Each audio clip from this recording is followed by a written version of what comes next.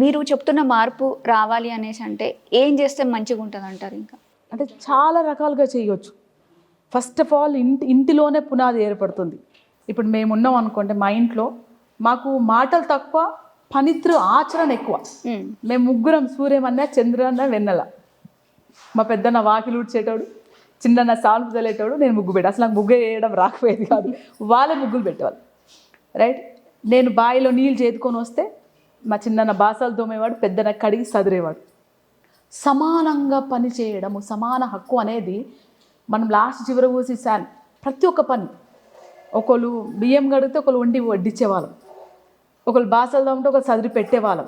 ఈనాటికి కూడా మా పెద్దన్న కానీ, మా చిన్నన్న చనిపోయాడు, మా పెద్దన్న కానీ, నాన్న కానీ, మేము కానీ మా పనులు మేము చేసుకుంటాం. We are not dependent. అంటే చెల్లే చేయాలి, అమ్మనే చేయాలని కాదు. అది మొదటిగా నేర్పించాల్సింది ఒక తల్లి, ఒక తండ్రి. అది పొలం పని చేస్తే ఒక కూలీ స్త్రీ కావచ్చు, ఒక సాఫ్ట్వేర్ కంపెనీలో పనిచేస్తే ఒక ఉమెన్ కావచ్చు, లేదా ఒక రాజకీయాల్లో ఉన్న ఉమెన్ కావచ్చు. మనం కష్టపడుతున్నాం, మనకు బాధ ఉంది. సో మన బాధకు మనమే సొల్యూషన్ తీసుకురావాలి. మన చేతుల్లో మన పిల్లలు ఉన్నారు. ఎందుకంటే భర్త వెళ్ళిపోతాడు ఆఫీస్కి, అఫ్కోర్స్ మనం కూడా పోతాం, కానీ వాళ్ళకన్నా ఒక 2 గంటలు పిల్లలతో టైం స్పెండ్ చేసే ఉంది. కాబట్టి మనకు ఎక్కువ ఓపిక ఉంటుంది పిల్లలతోని చెప్పడానికి, నేర్పించడానికి, వాళ్ళని మార్చడానికి. సో అవకాశం మనకుంది కాబట్టి మనము ఇద్దరు సమానమని మన పనితో, ఆచరణ త్రూ, మన మాటల త్రూ, మనం ఎక్కడ మాట్లాడిన ఒక స్త్రీని తక్కువ చేయకుండా మాట్లాడాలి. అదే ఒక పురుషుని చాలా గొప్ప అని మాట్లాడుకోకుండా ఇద్దరు సమానం మన మాటల ద్వారా, పని ద్వారా పిల్లలకు నేర్పితే డెఫినెట్లీ మార్పు వస్తుంది. బయట ఎన్ని మాట్లాడుకున్నా కానీ they have the psychological feeling that both are equal. అదే మా అన్న అట్లే మాట్లాడతాం, నేను అలాగే ఉంటాం, ఎందుకంటే మేము ఆ విధంగా పుట్టి పెరిగినాం. ఇదే కాకుండా మన కుటుంబాల్లో బాబాసాహెబ్ అంబేద్కర్ అన్నట్టు మొదటిగా స్త్రీ చదువుకుంటే ఆ ఇల్లు దీపం వెలుగుతుంది. తనతో పాటు తన పక్క వాళ్ళకు, తన కుటుంబ సభ్యులకు సహాయం చేస్తుంది. తన కుటుంబ సభ్యులతోనే తన వాడకు సహాయం చేస్తుంది.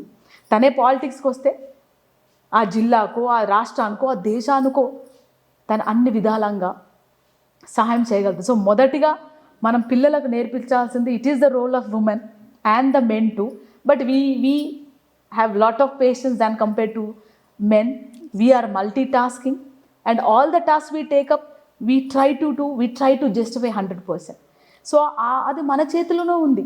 మనం వీళ్ళని ఎందుకు అందాం, ఫస్ట్ మనం షురూ చేద్దాం. సో మొదటిగా తల్లి, ఒక చెల్లి, ఒక అత్త అందరూ కలిసి అది మొదలు పెట్టాలి.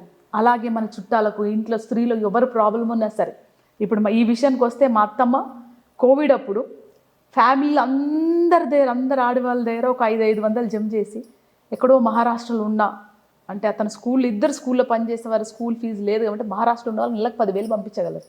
అలా చేయవచ్చు, అది ఇన్స్పిరేషన్ కదా. సో మొదటిగా స్త్రీలను కాపాడుకోవాల్సిన బాధ్యత తీసుకోవాలి. దాంతోపాటు మన సమాజం, మన కుటుంబం, మన సమాజం, all working NGOs, all service sector NGOs have to put the first concept as the women concept. ఏ సేవ చేసినా మొదటిగా స్త్రీలకు ఆ బాధ్యత, ఆ గౌరవం చేస్తూ పోవాలి. దాని తగ్గట్టు గవర్నమెంట్ ఎన్నో పథకాలు తీసుకొని వస్తుంది. మన కాంగ్రెస్ పార్టీ మొదటికి రాగానే మనకు గడీలను తీసేసి స్త్రీలకు అందరికీ బస్సు ఫ్రీ అన్నారు. దాని మీద ఎన్నో విమర్శలు ఇప్పటికీ వస్తున్నారు. నేను కారు రాలేదనుకోండి, ఇప్పటికి కూడా నాకు సాంస్కృతిక సారథి చైర్పర్సన్గా 3 సార్లు బస్సు ఎక్కేసి వచ్చేసా. I feel so happy. అప్ప నా దగ్గర 100 రూపాయలు మిగులుతున్నాయి. ఆ 100 రూపాయలతోని మనము ఖర్చు పెట్టాలని చూడం. ఆ 100 రూపాయలు మిగిలితే కూరగాయలు కొనుక్కొస్తాం. అవును. ఆ 100 రూపాయలు కొనుక్కొస్తే పండ్లు కొనుక్కొస్తాం. ఆ 100 రూపాయల కోసం ఫీజు జమ చేస్తాం.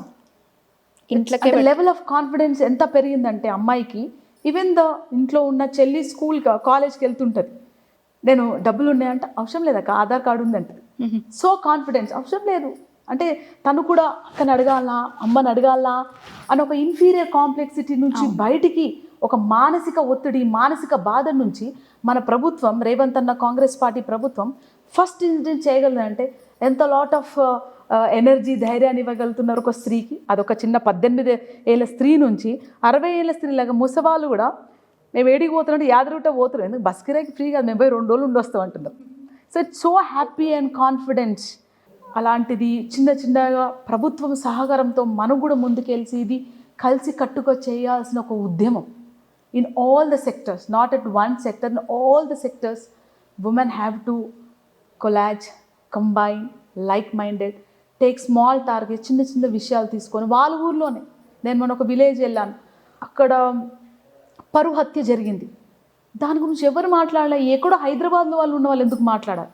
అదే పరువు హత్య నీ బిడ్డకు జరిగింటే అప్పుడు నీ ఇక్కడ ఎవరు రారండి? అవునా కదా? అసలు ఎందుకు జరుగుతున్నాయి ఈ పరువు హత్యలు? నీ బిడ్డ నా బిడ్డ ఒకటే కాదా? మనం మనుషులం కాదా? ఇలా ఒకరొకరు కులాన్ని పేరు మీద మతాన్ని పేరు చంపుకుంటూ పోతే రేపు మనం చదువులు నేర్పేన అవసరం లేదు. వాళ్ళకి కత్తిసామో కట్టసామో ఫైరింగ్ నేరు పంపించాలి బయట. ఎందుకంటే బయట లోపలికి వచ్చి వారు బతుకుతారా లేదు. So it is from the house it self and I feel that it's a pain of women and it is a fight of women. స్త్రీలు ముందుకు వస్తేనే అందరూ తోక జాడి వచ్చేస్తారు. అదే నా గద్దర్ గారు అన్నారు, ఎంత అద్భుతంగా రాశారు ఇప్పుడు అంటే, నాకు జన్మనిచ్చిన తల్లివి, నా తోడబుట్టిన సెల్లివి, ఎన్నాలి కన్నీలు మీ కన్నుల నిండా నీలు, మీరు సింగులు జెక్కితే చాలో సింహం పరువులు దీసు, తోకముడు ముడుచుకొని ఉరుకు, జూలు దురుపుకొని పరుగో, అమ్మా నీకు వందనం, సెల్లి నీకు వందనం.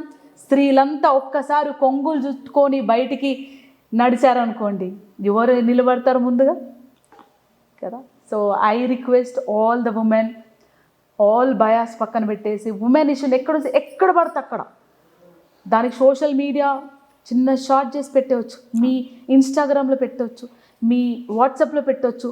మా ఊర్లో ఇలా జరిగింది, అక్కడ చిన్న యాక్సిడెంట్ అయితే అమ్మాయి కింద పడితే ఎవరు వచ్చి సాయం చేయట్లేదు, నేను వెళ్ళాను. స్త్రీలంతా దిగాల్సిందే, బండిలు బస్సులు ఆపుకొని దిగి ఆ అమ్మాయికి సహాయం చేయాల్సిందే. మనం ఇలాంటి ఇష్యూస్ మనం చిన్న ఇన్స్టాగ్రామ్లో వాట్సాప్లో పెట్టుకోవచ్చు. పెద్ద మీడియాకి వెళ్ళాల్సిన అవసరం లేదు. మన ఊరికి సేవ చేసుకుందాం, మన పిల్లకి సేవ చేసుకుందాం, మన ఇంటికి సేవ చేసుకుందాం అనే ఒక సెల్ఫ్ కాన్సెప్ట్, లోకల్ కాన్సెప్ట్ బలోపేతం అయిందనుకోండి, చాలా గ్రేట్గా ఉంటుందని నా ఉద్దేశం.